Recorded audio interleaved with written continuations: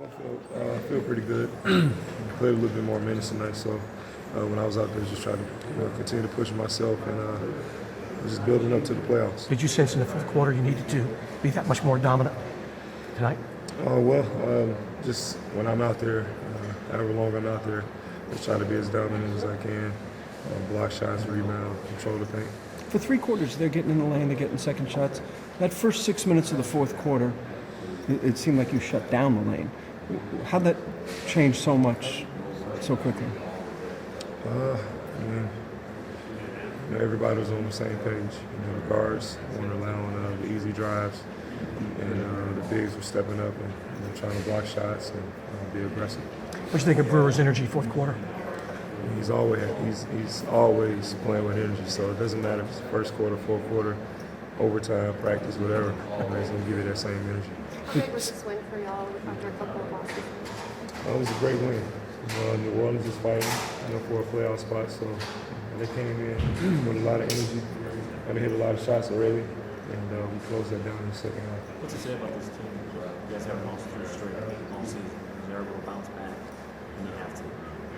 We don't want to lose 2 straight in the playoffs, but it's good when you have a couple games where you don't play as well and you come back and get a good win. And against a very good team in the Pelicans. Their record doesn't show it, but these guys play hard, well coached, and it's a tough matchup. The season started with you playing to start the second and fourth quarters when James sat. Now, if you go back to that, does that fit that group and the styles of Josh and Corey? Does that fit very well with you? We got to be able to play with each other, me and James, especially in the fourth quarter, because that's when it's really going to count. Started the second, started the fourth is when he gets his little rest. But when it's crunch time, we got to be able to rely on each other, play out the pick and roll, play inside out, and be the leaders of the team. When y'all guys are out and running, how difficult is it to see? It's hard to guard. We got guys who can get out and finish on the break, and you got the biggest crashing the boards hard. So it's very tough for teams to try to guard that because they don't know if they want to allow the easy buckets or get in and try to fight. And then you got TJ and Josh and everybody else cleaning up the board. So it's tough. It's a tough matchup. Your free throws have obviously improved greatly, but they're hacking a lot of people now on purpose. How do you not let that be frustrating out there? Just make the free throws.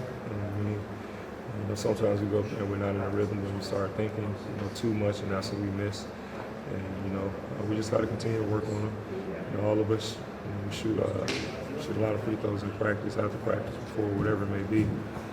But they continue to foul us. No matter what happens, we got to go back on the other end and get a stop. So that's the most important thing. First is to knock down the free throws. There's a chance we miss, make 1 out of 2, we go back and get a stop. Thank you.